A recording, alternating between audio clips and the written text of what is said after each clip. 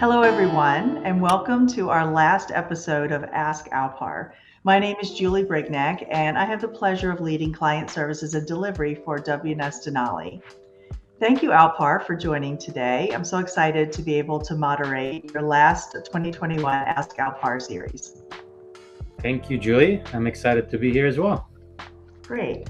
So I'd like to focus today on reflections and predictions. And so, as we reflect across 2021 and what we've accomplished in WNS Denali in working with our clients, what would you reflect on in terms of being one of our most proudest accomplishments? And what would come top of mind to you in terms of some of the larger accomplishments that we've done with our clients? So thanks for that. So yeah, when I look back at 2021, a good portion of it is behind. I want to talk first about our team. I think, right after the COVID in 2020, we've asked our team members to go and work from home, right? And we moved directly to a work from home situation. And I think we've learned this year it felt more normal, but I think towards the end of it, I think people were getting anxious to get out and get to meet in person, and I know that we've been able to do a bit of that a little bit towards the end of this year. So I think we need to continue to do that. While it's not going to be completely work from the office, we want to continue to maintain that flexibility, keeping in mind safety of everyone, but we still have to get together with teams, get together with our clients, our partners, and continue to build our community. I think it's been a bit challenging to do that remotely, I would say. Second, as we know, this year has been one of the biggest years from a resignation perspective, and we pride ourselves in our procurement people, and we have great team members, great talent in our company, and that obviously brought some pressures into our talent pool because there's such a big demand for procurement out in the market for good talent, and our talent has been tapped a bit. But what we've done, thanks to our talent team, our recruiting team, is we started to go to campuses. We started to accelerate our boot camps to continue to develop talent, and because I see growth continue. We've seen great growth this year, but that growth will only continue next year, and we're getting ready for that. And then thirdly, from a digital perspective, we see our clients wanting to invest more in digital enablement of their procurement ecosystems. And this year we've really accelerated developing our digital enablers, our CPO Track suite of products. We have great feedback coming back from our clients who are using them, who have signed up to deploy them, are in the middle of deploying them. So I see that acceleration grow, and I feel very proud of what we've done and what we'll be able to demonstrate going into next year as well. So I think those are the three things that I wanted to highlight looking back in 2021. Fantastic. I think I would love to echo on some of your points as well. I'm so proud of our teams. Our teams have just worked so diligently to make the remote working and keep the client quality and the client responsiveness to not only our expectations, but the client's expectations. And I think that that's so important. And I'd also want to touch on something you said about the relationships.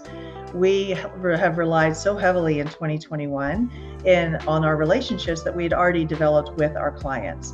But for those new clients that we haven't even met in person, that we've worked with for almost 2 years now, I think that's going to be a priority going into 2022, because we've, I think, focused very heavily on making sure we not only develop those relationships, but that we continue on our journey around driving a client's maturity in procurement, and because that's why they choose to partner with us and work with us. So I think those have been key considerations for 2021, but then going into 2022 will be a key focus as well.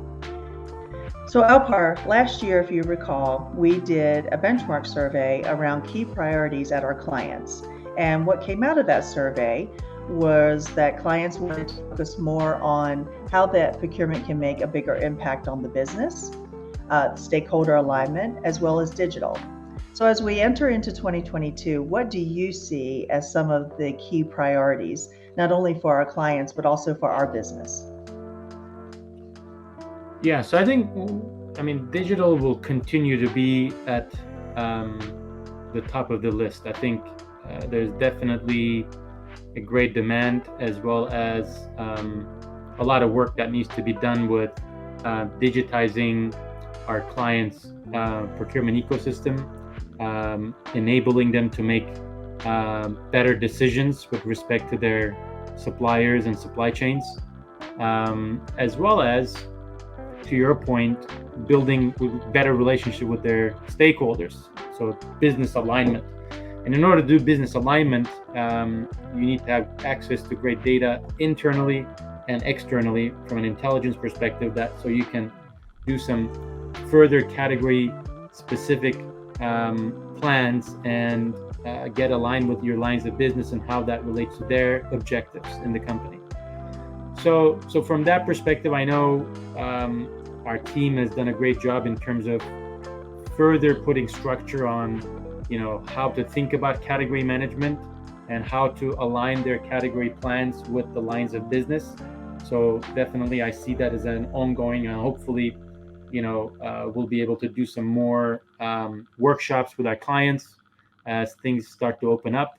And because again, from a relationship perspective, not only our relationship with our clients, but our procurement clients with their stakeholders' relationships are also impacted. We were just chatting about a workshop we just did with some of our procurement clients, and they haven't met their stakeholders in almost 2 years. So I think focusing on relationships, to your point, is going to continue to be the key. Focusing on digital is another area that is going to be on top of mind for CPOs. And then talent. I think we will continue to see the pressures of talent, not only for our company, but I know that all of our clients and our competitors are seeing it as well, that the demand is much higher than the available talent. So the things that we're investing now, bringing in team members that we can groom and educate on procurement and put it back to the workforce are things that will be very helpful and fruitful into 2022. I couldn't agree more. And I do think there is one other area where we'll really start to see our clients transform and really ask for the value add that we can bring to them. And that is around the advisory services. So you touched on the category enablement and the way we have continued to grow and invest in our organization, but also in with the clients in terms of the advisory and the how we can move them and coach them through the different challenges that they're experiencing as we continue to experience really challenging supply chains in all of the categories and the areas where we support our clients. And I think quality is also very top of mind. I mean, quality is always a foundational element of our services, of our programs, and what we bring to clients. But again, the proactive nature of it around process excellence and really driving that to our clients is something that I think we'll continue to see and accelerate in 2022. So Alpar, thank you so much for the reflections as well as the predictions. Is there anything else that you'd like to add as we wrap up 2021?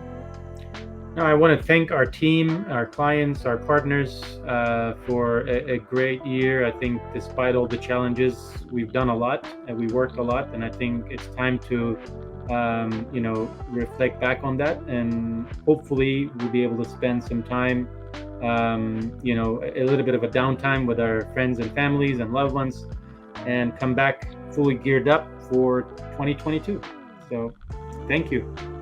Excellent. Well, that's all for the last episode of Ask Alpar for 2021. So thank you everyone for tuning in, and we look forward to 2022.